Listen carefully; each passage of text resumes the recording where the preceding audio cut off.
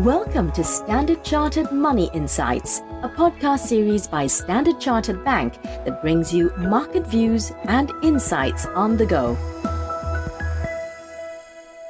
Hello everyone, my name is Manpreet and welcome to Cut to the Chase. Now it's a shorter than usual week, with Friday being a market holiday in many parts of the world, but it is still a packed one. We have key events due in almost every major region, so let me take you on a short trip around the world for the week ahead. Now, starting in China, the ongoing lockdowns in Shanghai have created rising expectations that further policy support will be needed imminently to draw a line under growth. Now, this Friday is likely to offer one such opportunity for the central bank to cut policy rates, as a batch of medium-term policy loans is due to mature and be rolled over.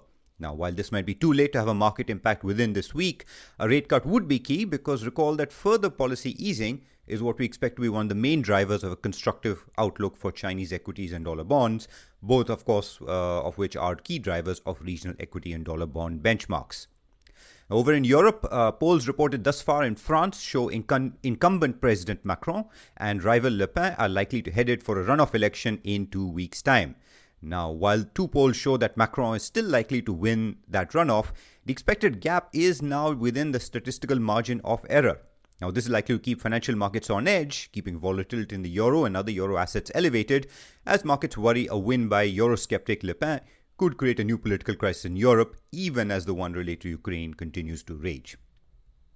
Now, more immediately, though, the European Central Bank is set to meet to set policy this week. Unlike the Fed, though, policymakers appear much more divided. As the minutes of the last policy meeting illustrated, many policymakers wanted to pause bond purchases in Q3 as previously planned, but made no commitment to roll back stimulus despite elevated inflation because growth is weak. Another group, though, argued that currently high inflation does call for quicker policy normalization. So how this debate evolves at this week's policy meeting is likely to be key for whether greater support emerges for the euro, which has thus far suffered in the face of what's been a one-way rise in US rate expectations. Finally, over in the US, we'll be watching three things.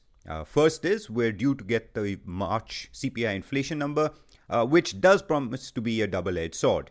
Now, consensus expects the inflation number to rise all the way to 8.4%, with a number that meets or exceeds that expectation, likely to cement expectation of 50 basis point rate hike at the next Fed meeting. However, a rising number of forecasters are arguing that this March release could be the peak in year-on-year inflation.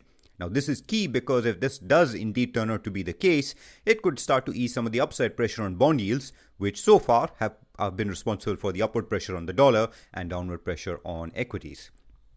Now, bond yields, of course, are the second factor we'd watch. From a technical standpoint, the 10-year US government bond yield is now running up against some pretty important technical resistance around 2.7%, which is where the 200-month moving average and the top of a multi-year downtrend channel converge.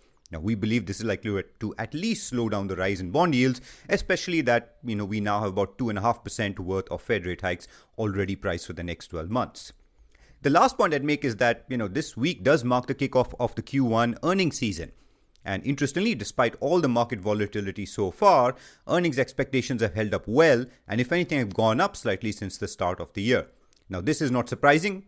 It is something we've seen before, that when inflation is high, that does tend to feed through into higher nominal earnings. As always, though, what's likely need for the equity market mood to brighten is an upside surprise from these current expectations. So that's what we'll be watching for as we go through this earnings season. So busy week ahead with key events across all major regions. Before I leave you, though, I just want to point out that if you want to learn more about cryptocurrencies, my colleague Audrey and I recorded a Talking Thematics podcast where we discuss some of the basics around cryptocurrencies. So have a listen if you haven't done so already. Thanks for listening. And as always, if you enjoyed this podcast, please don't forget to rate and like it. Thanks for listening and wish you a happy trading week ahead. Thank you for listening to Standard Chartered Money Insights, a podcast series by Standard Chartered Bank. For more details on the latest market insights, subscribe to Standard Chartered Money Insights.